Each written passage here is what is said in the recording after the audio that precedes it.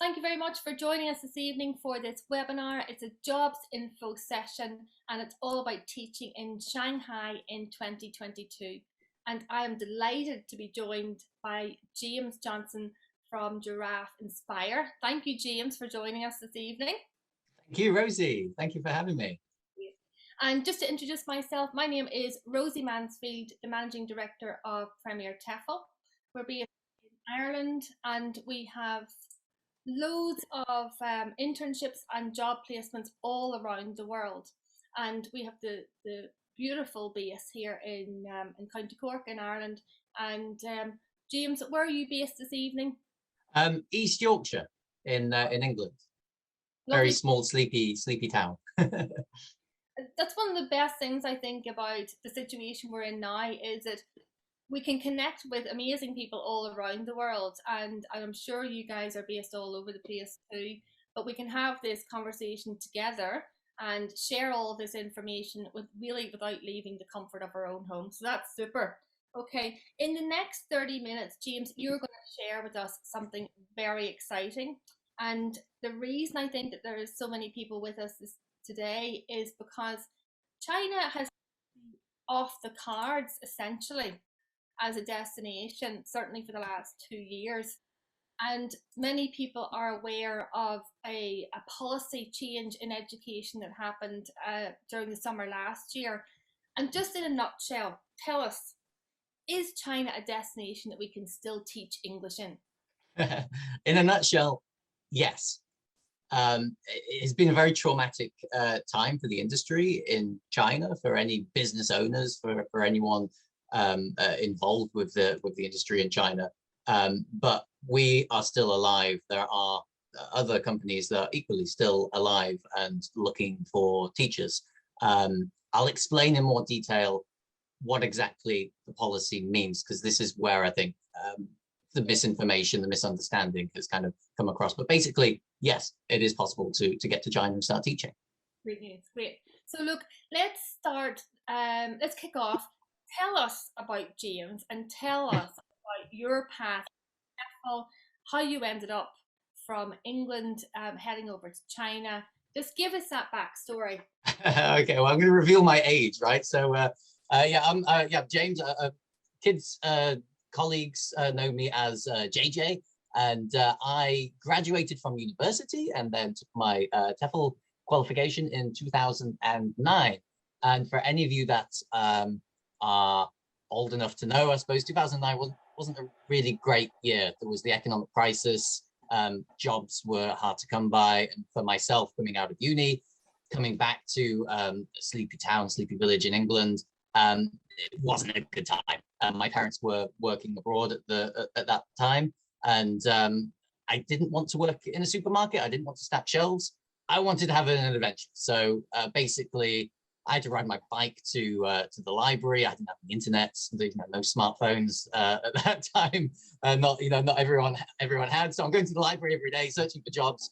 Applied lots of different places. Two places got back to me. So one was Dushanbe, I believe that's in Tajikistan, and then Ulaanbaatar in Mongolia. Basically, the first one that interviewed me and that I liked was Ulaanbaatar, Mongolia. I went to. I was there basically a month later, took the plane without any thought of where I was going, what I was going to do. But I was like, let's go for an adventure. And it was a hell of an adventure. I don't know if any of you know about Mongolia, how much you know, but the city, the country, the culture is really fascinating, really amazing. And I was there for a year, teaching predominantly adults. And I was very, very fortunate during my time there. It was a small team of foreign teachers, small team of Mongolian teachers. And that's good because they looked after me. I was young, 21, no clue, no idea about anything. And if I didn't have those people with me, supporting me, it would have ended in tears, I felt.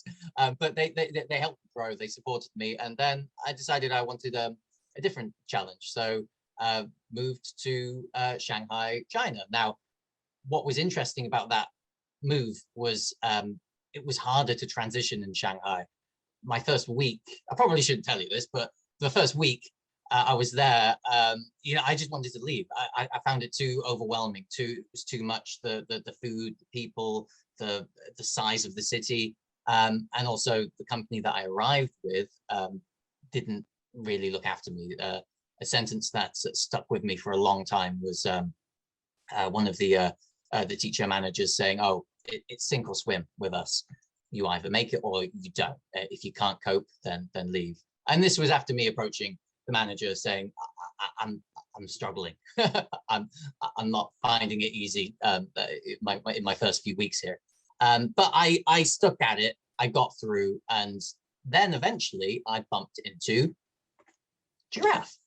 It was basically me looking for extra hours, part-time teaching opportunities. And I was actually looking to teach adults because I thought teaching kids is a bit beneath me. It's a bit silly for me to say that, but that's what I thought at the time. And they were like, "Oh, we really like you. Can you do a demo for 3-year-olds?" For 3-year-olds, like 3 years old. Okay, did it. I thought it was terrible. They thought it was great. And then this relationship bloomed. And one of the important things for me was that they looked after me. They simple things. If I had any kinds of questions, simple support, watching classes, giving me feedback, they made me feel so welcome. And I eventually, after a couple of months, I switched full-time with Giraffe, and that was 2010. And then basically I've worked with Giraffe ever since. So for the past 12 years. Yeah, 12 years from 2010 all the way up to now. In 2020, I left Shanghai. You're thinking, oh yeah, pandemic. Well, yeah, it was a pandemic. But my son was, we had our son in Shanghai, and he was coming up to school age. We already had that decision to return, and with that, because I've basically built up a lot of experience. Done a lot of things I'll explain in due course in the company. It's led to me being involved from afar and helping with things like recruitment, like finding amazing teachers. That's my experience in a nutshell. It's not very often, and I'm in the TEFL game since 2006. It's not very often that you meet a teacher who has been with the same organization for more than a decade. And so I think for me, that is one of the most interesting things about Giraffe, is that, you know, if they look after their teachers to the extent where you're there for, you know, a quarter of your whole career, let's call it, you know, I just think that is incredible. And I think it's testament to who Giraffe is. So I suppose let's look at what opportunities you have at Giraffe. You know, it's teaching young learners. I'm picking that up. Tell us a little bit about who can apply to Giraffe. Okay, so a very important thing I ask all of you guys listening is, are you interested? Do you want to teach? Do you want to interact with young children? This is important because our kids, our clientele are aged 3 to 12. 70% of those kids are 3 to 7. So it's inevitable every teacher is going to pick up those younger student classes. And that's something that you have to have an interest, you have to have a want to do, because firstly, it can be difficult. You can have those sort of rip your hair out moments like, I don't know what I'm doing. There's all these 3-year-olds and they're crying, and how do I communicate with them? How do I manage the classroom? You're not going to be perfect. No one is. We're going to train. We're going to give the skills on how do you teach younger students compared to older students.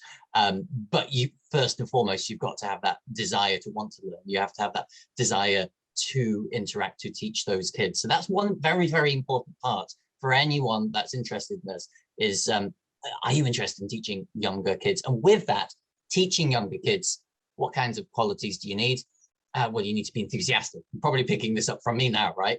Enthusiasm, passion, a certain amount of confidence, though honestly, a lot of people come into teaching and they do feel withdrawn. They do feel not confident. And it's actually, for me personally, I was like that as a youngster.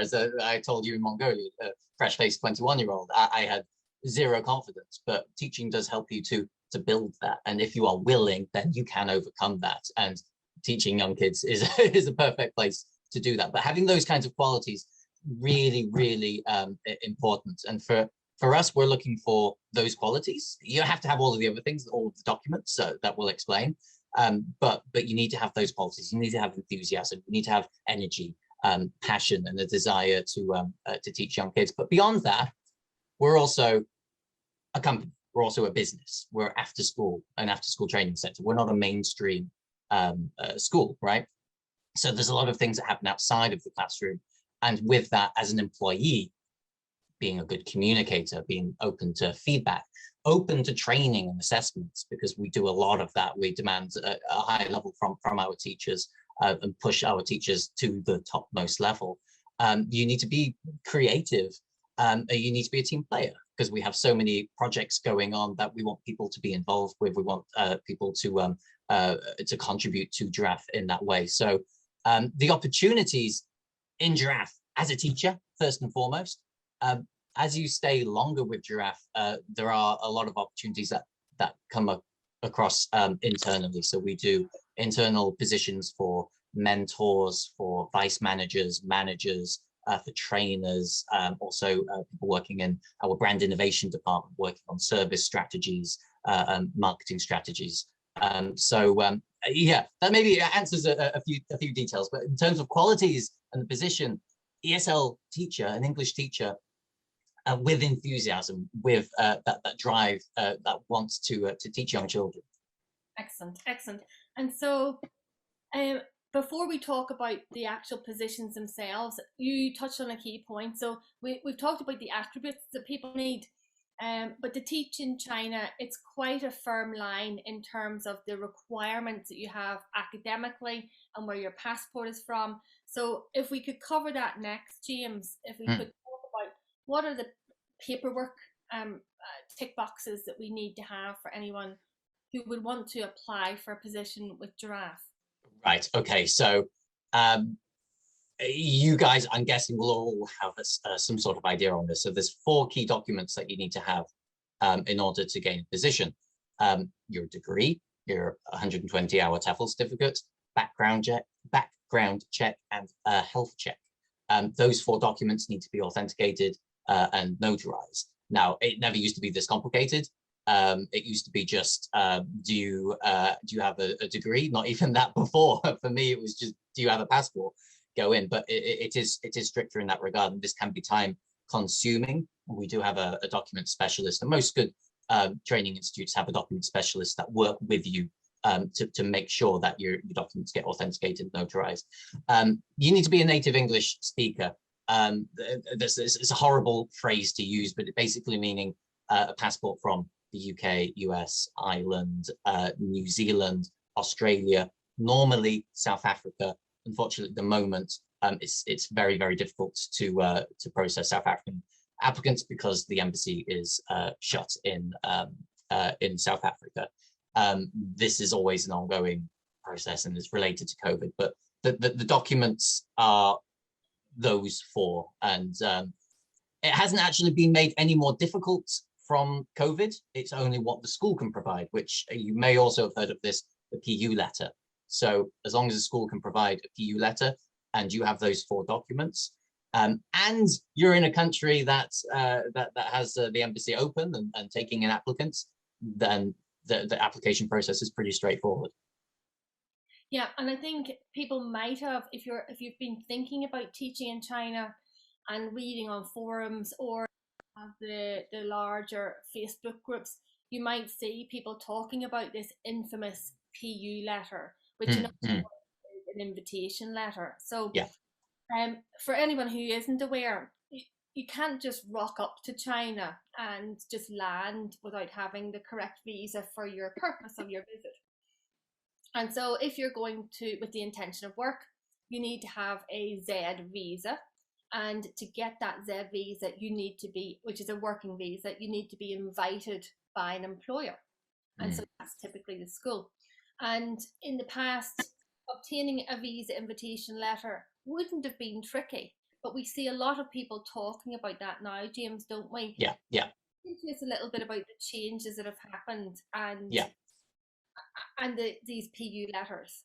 Okay, so pre-COVID, a company like us could basically bring over an unlimited amount of teachers to China. There's no cap. It's just, you know, you could bring thousands, tens of thousands, millions if you wanted, if you could, right? If you could pay them all, right? But with COVID, the government started to put restrictions, a cap on basically each company, how many people they can bring over on work visas during a set period of time. So that has been very difficult for larger companies, larger educational institutes. I won't name them, but those that have hundreds of centers need thousands of teachers. They cannot, because of the government's restrictions on the PU letters, they cannot bring that many people over. So they switch their attention to hiring internally in China. And this is also, I guess, a lot of people have heard, oh, are you in China? No, okay, goodbye. Right, it's annoying. But for us, it's okay because we are a company that only have 3 centers in Shanghai. Our team is 30 foreign teachers. We need roughly this year between 6 and 10 teachers to join us. So for that small number, we're able to provide the PU letters necessary. We're not like these larger institutes that need thousands. We need up to 10, which means we can be very picky about who we bring over. You can probably tell from my background, you know, we take everything very seriously. We want everything at the highest quality. So it's not just, oh, you're a pretty face, come, you got the documents. No, it's not like this. We take the interview process very, very seriously, but we're able to also because we provide PU letters, which is essential for bringing people over. Great. So I take a lot of comfort from this, and if this information is new and potentially overwhelming for people who are watching this, what James is saying is so comforting because everything is 100% to the letter, official and legitimate. You know, there's a lot of people promising jobs in China at the minute, and they will not be able to deliver on it simply because they don't have the capacity. And in Giraffe here, we've got, it's not a small center having 3 centers in Shanghai. That's not small by any means, but in the perspective of what we have, say, with some of the larger chains in China, this is a wonderful opportunity where 6 to 10 teachers have the chance to join a supportive, close knit company that is focused on internal development, and so if anybody here today is lucky enough to get a position with Giraffe and head to China in 2022, I think you're going to have the time of your life. I really do. And okay, so let's get back to it. Just let's recap that for a second. So applicants need, they need to have a passport from, there's usually 7 typical countries, but because the embassy is closed, we're looking for USA, Canada, Ireland, UK, New Zealand, or Australia. Yeah. They need to have a bachelor's degree, and they need a certificate. They actually need to have it in hand because that will have to be legalized at the wherever it's been issued. So if it's in the UK, it's the Foreign and Commonwealth Office. If it's Ireland, it's the Department of Foreign Affairs, and so on and so on. So wherever you have graduated from your degree, it will need to be authenticated in that country. And we can tell you more about that, and the Giraffe specialists can help you with the process of that. So you need your degree, you need your native English speaking passport, you need to have a clean criminal record, you need to have your 120-hour TEFL certificate from an accredited course provider. Do you need to be able to verify that certificate online, James? Yes, it needs to be verified. It needs to be authenticated, notarized, just the same with all the documents. And then what was the last thing? A health check. Do you do your health check in your home country, or do you do it in China? Well, you do both, but for the initial visa, you need to do it in your home country. And depending on where all of you guys are, basically the crux of it is your local doctor needs to be able to write a form that says blah blah candidate is fit and able to take a position in China. Words to that effect. But again, this is depending on where you are. Our document specialist basically works with you to communicate and show you the right form that you need to use for when you go to your particular GP or doctor's surgery. Perfect. Okay, so now that we've got all that sort of put to bed, tell us about the good stuff. Tell us about what do you want to know? Yeah, I want to know, okay, if I apply, okay, let me do one more housekeeping thing first, okay? If I apply for a position with Giraffe English, what is the interview process like? Let's start at the very beginning. Okay, so interview process, you can apply online. You come through to me. I'm the first round guy. So you do your first round interview via Zoom with myself. I go through that interview with you, and I tell people very, very clearly, it's an interview, but it's a two-way interview. Why is it a two-way interview?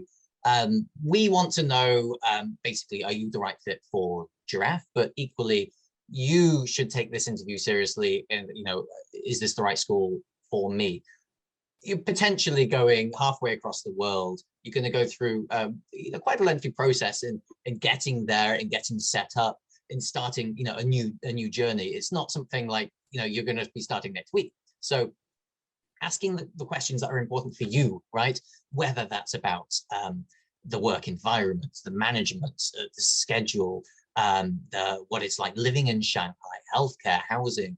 Those are things that you need to bring to the table. Ask those questions and understand clearly. I'm going to ask the questions and know you very, very clearly and in detail, but you need to ask the questions as well.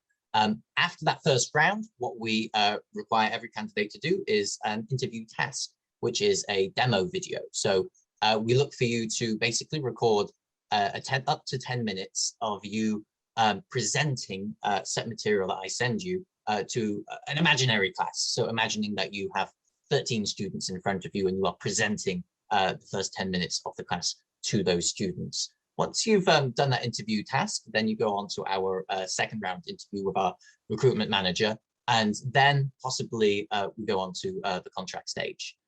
Okay, great. Okay, so let's fast forward on to the good stuff now. Okay. If I work for Giraffe Inspire, sorry, what is up for grabs? What kind of a package can I expect? And let's think about it from an inexperienced teacher, because most people coming to this will probably be inexperienced. And I see a question there from Rebecca in the chat. Do you need to have a bachelor's degree to teach in China? You do, Rebecca. It's vital.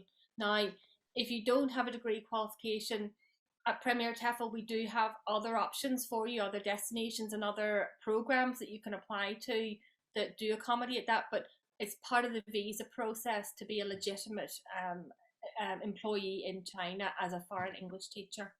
So, okay, James, what's up for grabs in this position? Okay, so starting from entry point, this is very important to say clearly, is we pay for your flights to Shanghai. We pay for the quarantine costs when you arrive. So those parts you do not need to worry about, especially flights are very expensive now. And we understand we can't expect candidates to pay upfront those kinds of fees. Then on your arrival, you are put in a hotel. So after quarantine, in a hotel for 15 days. That's paid for by us. And during that time, we help you, we assist you to find an apartment in Shanghai. A lot of people think, oh, you're not going to put me in an apartment. You're not going to provide housing. No, we don't. What you get is you get your fat salary. And why that? Because basically Shanghai is a big city and people have different tastes. So it may be that you want to live at the bottom of line 2 and share with 10 people, or you want to live on the French concession or have a swimming pool. All is available to you, but it's different tastes. So we help you find an apartment during that time. You have your salary, which ranges. I mean, I would say for a new teacher, you're expecting 19 or 20,000 RMB post probation salary. Then you also have 5 vacation days to use during the contract term. Contracts, by the way, are 15 months in length.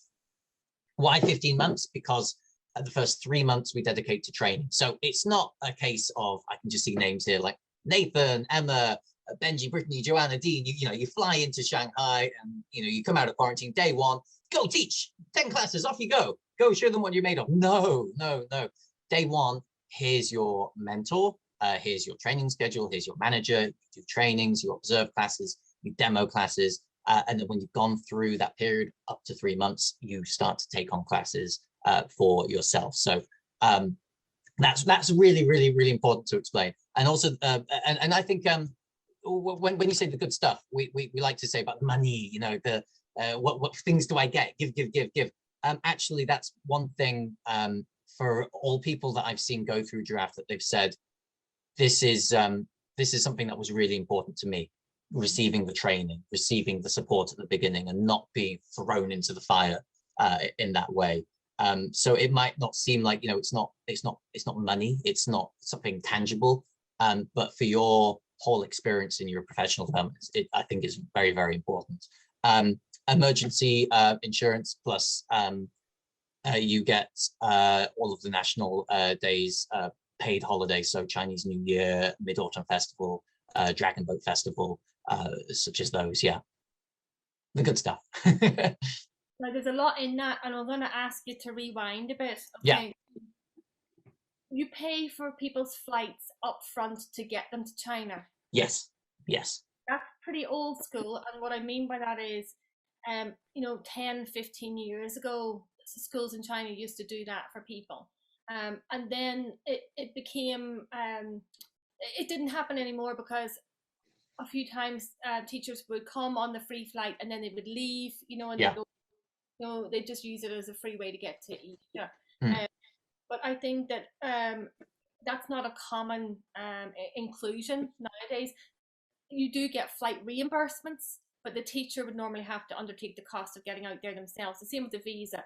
Often the visa reimbursement, but to get that level of investment from Giraffe Inspire upfront, I think really speaks highly about how much they're committed to helping their teachers get out there. So you get flown to Shanghai on the company. So all of the quarantining is paid for by Giraffe English also, and is it currently 2 weeks? Currently, as far as I'm aware, 3 weeks. 3 weeks quarantine.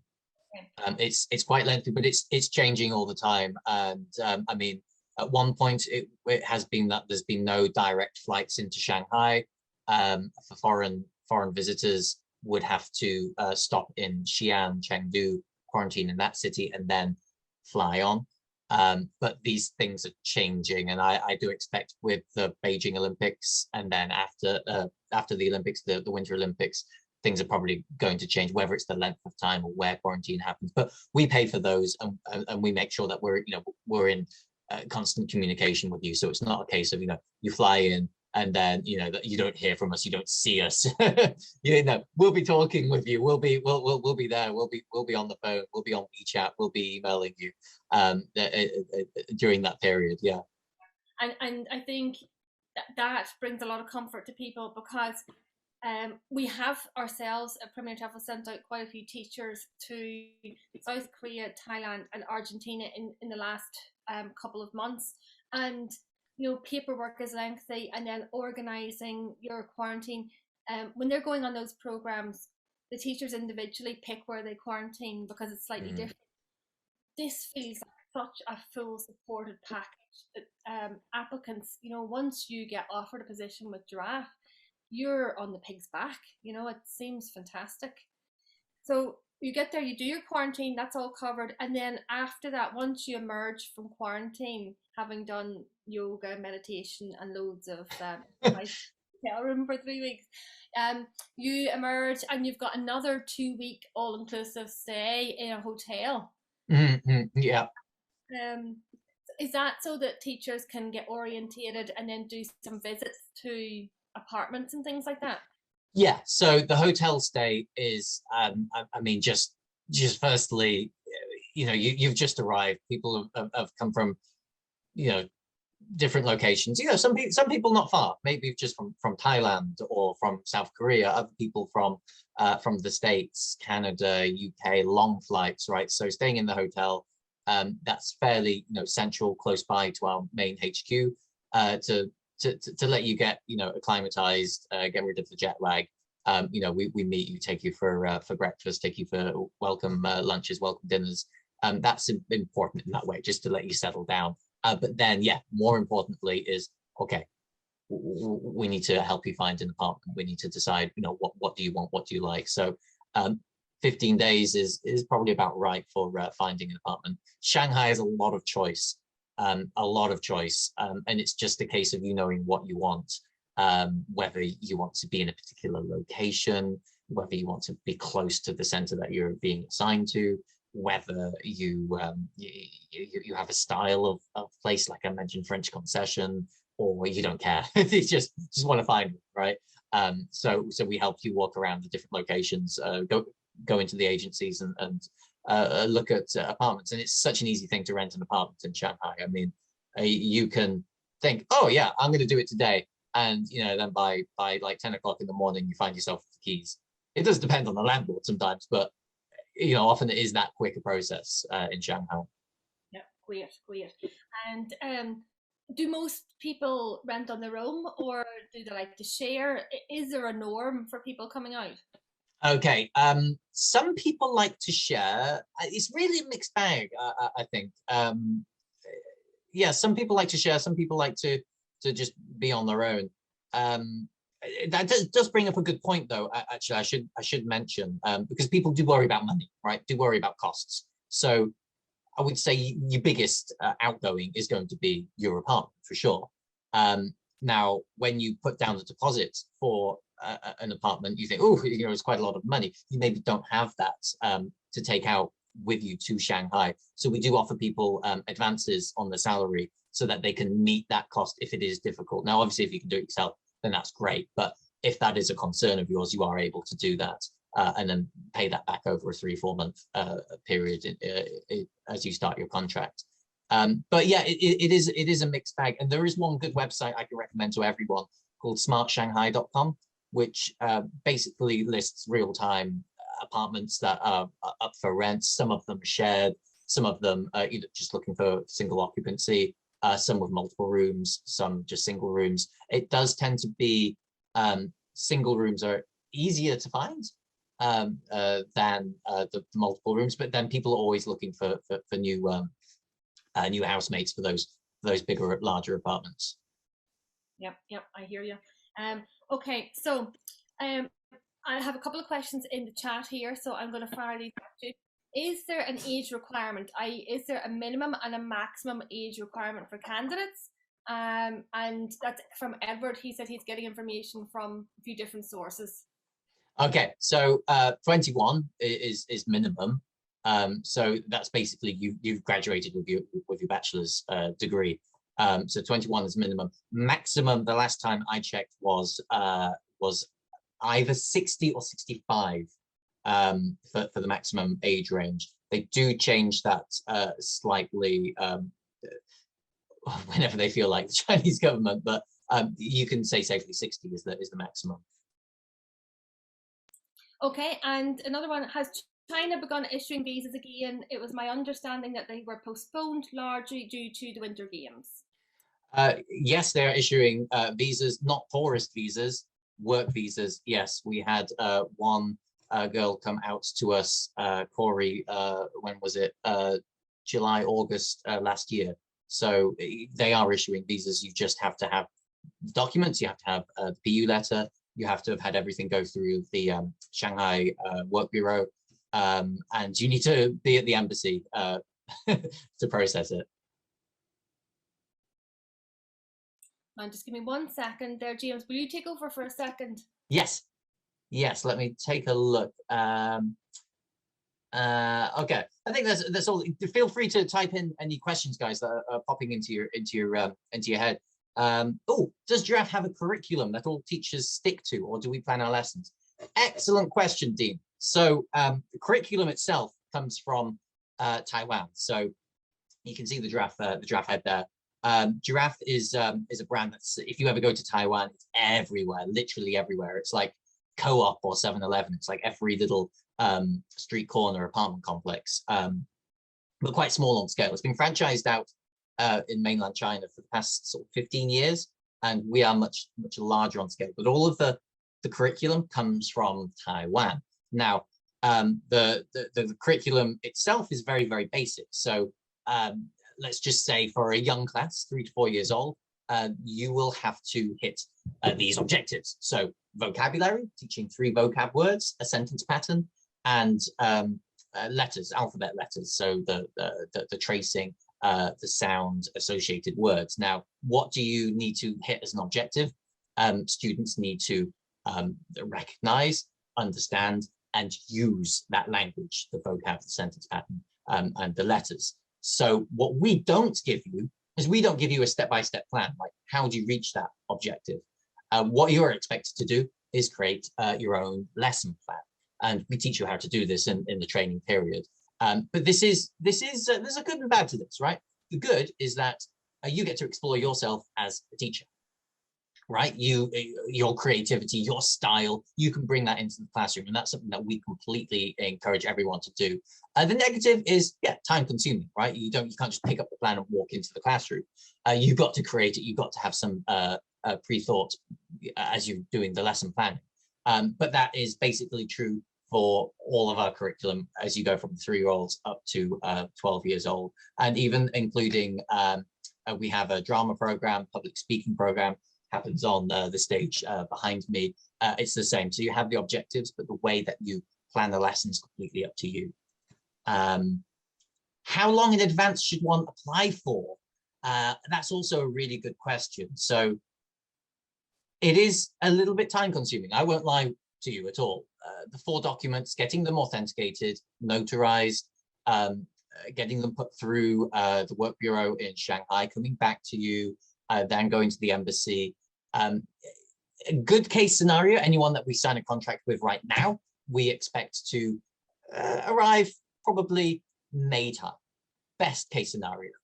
The reality probably for most people signing with us right now is they're going to arrive around July, August. Why? Why? It can't be that hard getting those 4 documents. Well, it's just a case of one little issue. Maybe you don't have those documents. Maybe you don't have them authenticated, notarized right now. Maybe you can't send them in the post to Shanghai tomorrow, right? You've got to get hold of them. And if you've got one little hiccup with it, one little problem, it can set you back a couple of weeks, which kind of snowballs into a month. The work bureau is closed. It's Chinese New Year, so things get delayed again. This basically happens for most candidates. I've seen people sign and they arrive within 3 to 4 months. I've seen other people sign and it takes them a whole year. So one thing that I should stress is we want great teachers. If we're interviewing with you and we offer you a contract, it's because we believe in you. We really want you.